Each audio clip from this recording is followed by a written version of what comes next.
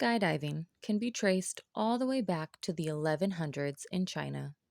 Da Vinci designed a parachute in 1490. But the first confirmed skydive was in Paris, France, 1797. The sport became popular in the 1950s and has grown and evolved into the thrill seeking sport it is today. Today, skydiving has a set of rules and regulations meant to ensure the safety of skydivers. While accidents and tragedies do still happen, these safety measures have no doubtedly saved the lives of thousands. The Lake Erie disaster is the reason for some of these rules and regulations. The lives of 16 skydivers were lost this day, and it changed the sport forever. August 28, 1967, in Wakeman, Ohio, 30 skydivers headed to Ortner Airport, where a privately owned, converted B 25J Mitchell bomber awaited. The owner of the aircraft was offering a free jump to show his gratitude to the skydiving community. Although thick clouds covered the sky, this did not deter the pilot or jumpers from continuing the jump. It may have been the excitement that caused their lapse in judgment, as the general rule in skydiving is if you cannot see the ground when you are in the air, you do not jump. Out of the 30 jumpers at the airport that day, 20 of the most experienced were chosen. All jumpers had at least 25 jumps. Some had up to 200 jumps. So this rule was well known to everyone inside the plane, including the pilot, but still the plan continued. When the pilot contacted Cleveland Hopkins International Airport to let them know that they would be flying in the jumping area, the B 25 pilot, Bob Carnes, was told the thick clouds did cover the sky, but there would be gaps for jumping. This may be why he did not call off the jumps, as he was told there would be visibility at the time of the jump. As for the experienced 20 jumpers, they were riding in a converted warplane that did not allow visibility of the ground until the door was opened for the jump. This may be why they did not test the jump. However, once the plane was on jump run, it should have been reassessed before the skydivers jumped from the plane. The B 25 plane left for jump run a little after 3 p.m. 18 of the skydivers planned to jump at 20,000 feet, and the two remaining would jump at 30,000 feet. A chase plane was following the B 25 to take pictures of the jump. This plane was a Cessna 180 Skydragon. Both planes left, unaware of the tragedies ahead. Now, this is 1967, and technology was nothing like it is today.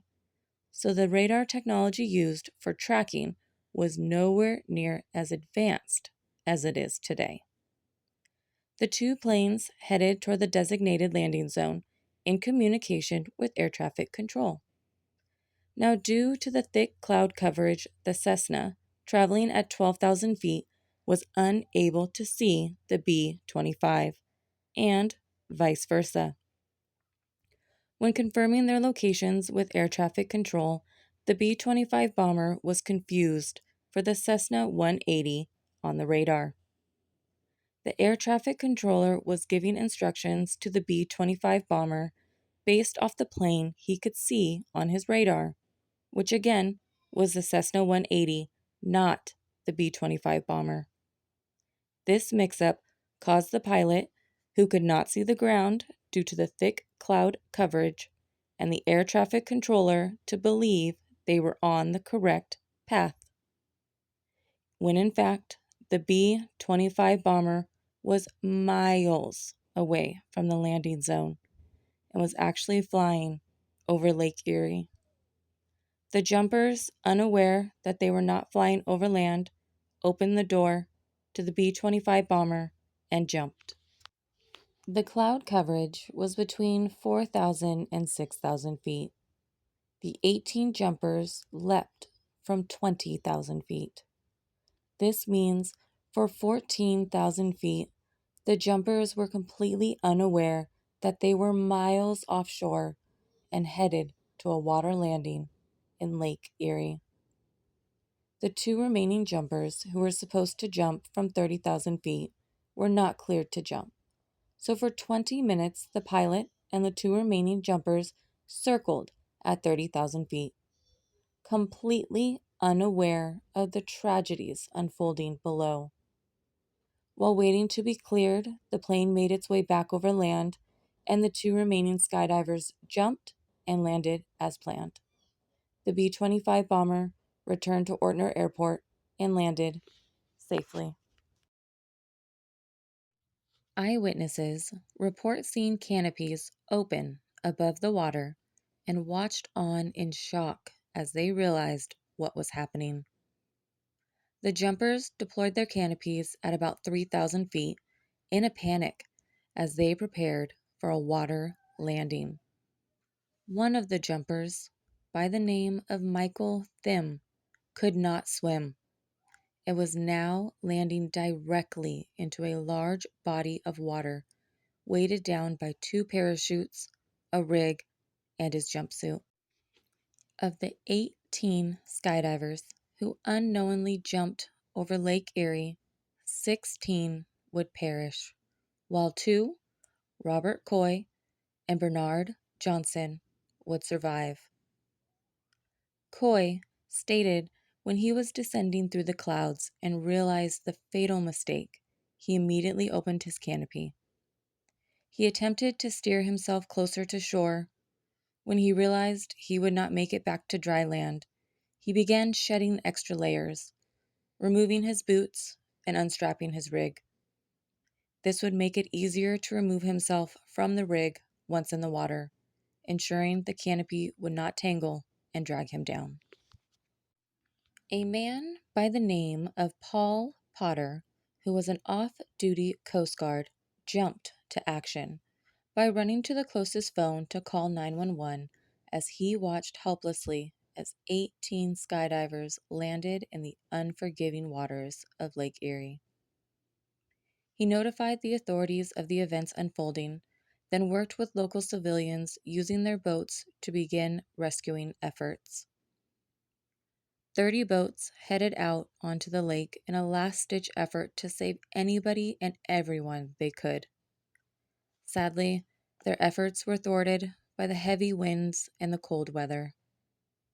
Two brothers by the name of Dean Phillips and Richard Ralph pulled the two surviving skydivers onto their boat, while the other boaters searched in vain for fellow survivors. One of the surviving men said he landed close to a boat. When he called for help, the man stared from the deck of his boat for what seemed like an eternity, then just drove his boat away, leaving the skydiver stranded in the water. This has not been confirmed, and there is no evidence to prove who the man was or what type of boat it was. But this has led to conspiracies as to who the man was and why he didn't help. Some believe he was up to no good and feared he would get caught if he did help. Some say he was just a sadistic man who left him to die for his own pleasure. The final skydiver was pulled from the lake on September 4th. An investigation was launched immediately. Investigators found gear and clothing floating in the lake, leading them to believe other skydivers also tried to shed excess clothing and gear in efforts to survive. Sadly, 16 skydivers would drown. During the investigation, some tried to blame the skydivers, saying the skydivers had in fact jumped at the correct location, but floated under canopy miles and ended up over Lake Erie. The United States Parachute Association disproved this theory. According to the USPA, a skydiver could not go more than 16,000 feet off course.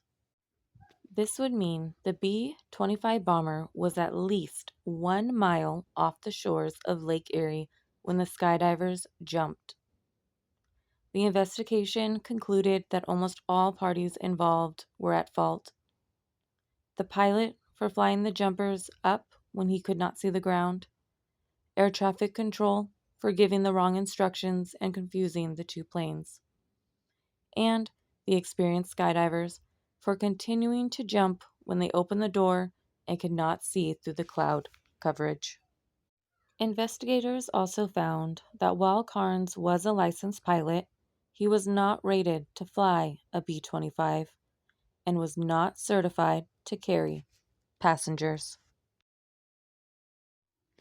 The Lake Erie tragedy resulted in stricter rules when skydiving near bodies of water. Any landing zone within 25 miles of water requires a B license.